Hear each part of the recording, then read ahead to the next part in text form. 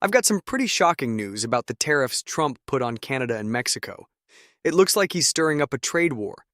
He posted about it on Sunday saying, "There will be pain in America. Yes, maybe not.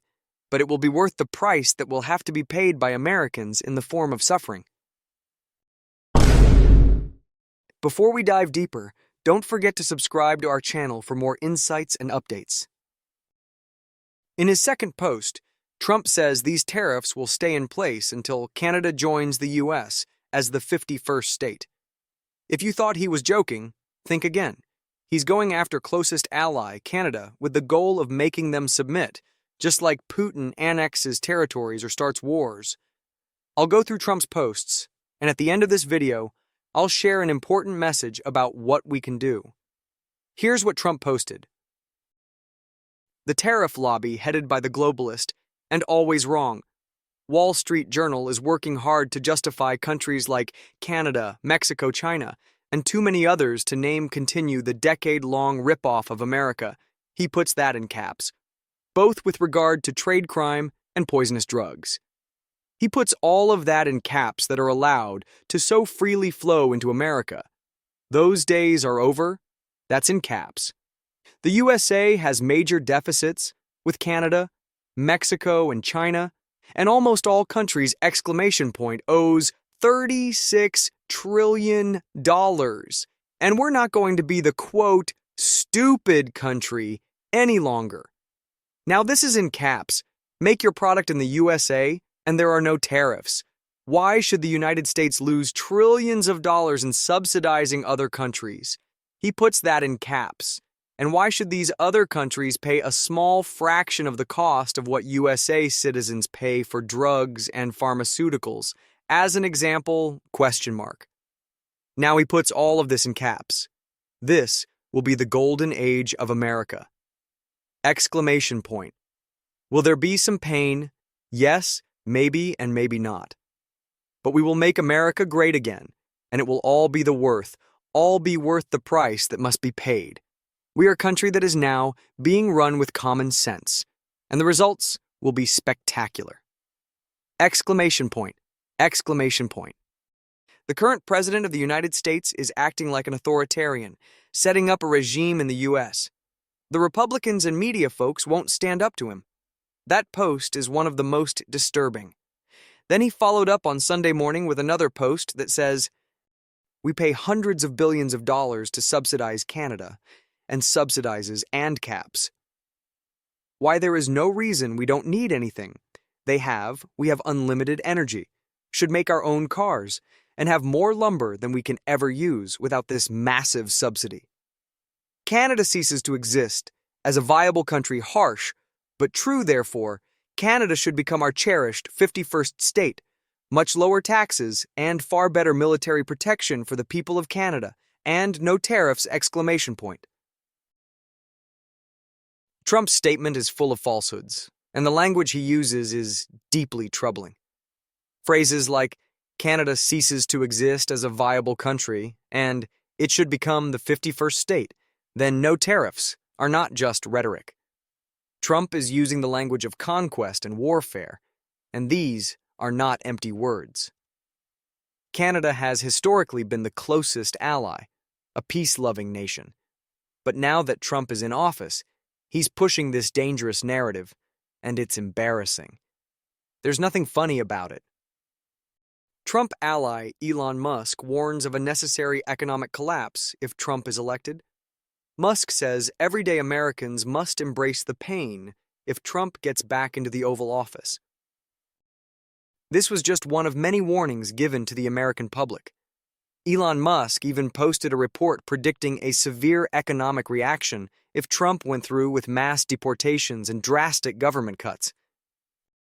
If Trump succeeds in forcing through mass deportations, combined with Elon hacking away at the government firing people and reducing the deficit, there will be an initial severe overreaction in the economy. This economy is propped up with debt-generating asset bubbles and artificially suppressed wages. As a result of illegal immigration, markets will tumble.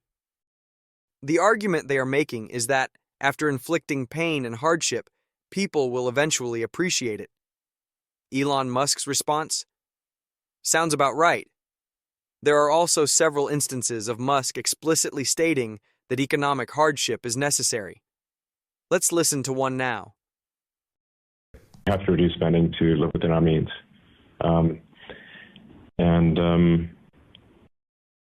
That necessarily involves some temporary hardship, but it will ensure long-term prosperity.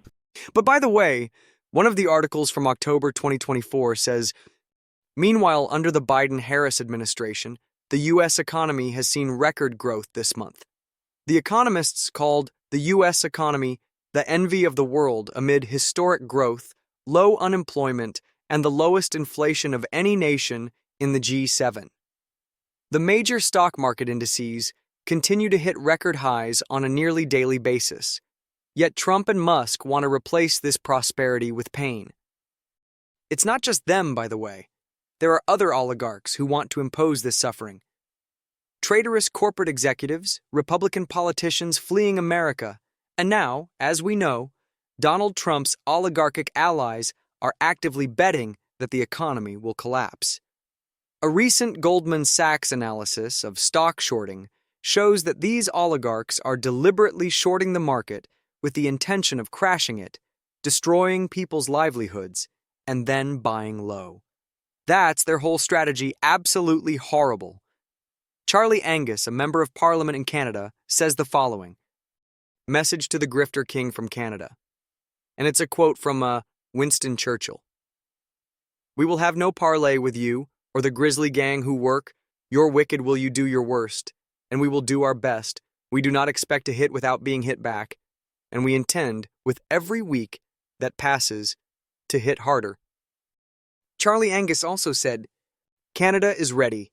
We will fight. I thank the Prime Minister, Justin Trudeau, for his powerful statement in response to the thuggish attacks by Trump. We are unified as a nation. Our American cousins are divided. We will kick at the darkness until it bleeds daylight. Trudeau expressed how Canada was confused about why their closest neighbor would act in such a hostile way. Here's what he had to say. As to why our closest friends and neighbors are choosing to target us instead of so many other challenging parts of the world. I don't think there's a lot of Americans who wake up in the morning saying, oh, damn Canada. Oh, we should really go after Canada. Trudeau also said Canada would impose retaliatory tariffs, explaining a structured response to Trump's policies. I am announcing Canada will be responding to the U.S. trade action with 25% tariffs against $155 billion worth of American goods. This will include immediate tariffs on $30 billion worth of goods as of Tuesday, followed by further tariffs on $125 billion worth of American products in 21 days' time to allow Canadian companies and supply chains to seek to find alternatives. He explained how these tariffs would be bad for Americans, causing job losses, higher consumer prices, and possible shutdowns of key industries.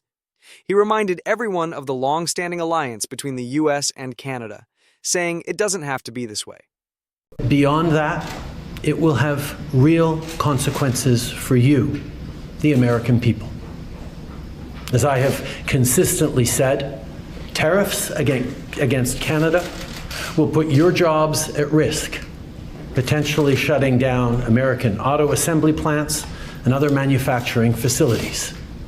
They will raise costs for you, including food at the grocery stores and gas at the pump. They will impede your access to an affordable supply of vital goods crucial for U.S. security, such as nickel, potash, uranium, steel, and aluminum. They will violate the free trade agreement that the President and I, along with our Mexican partner, negotiated and signed a few years ago. But it doesn't have to be this way.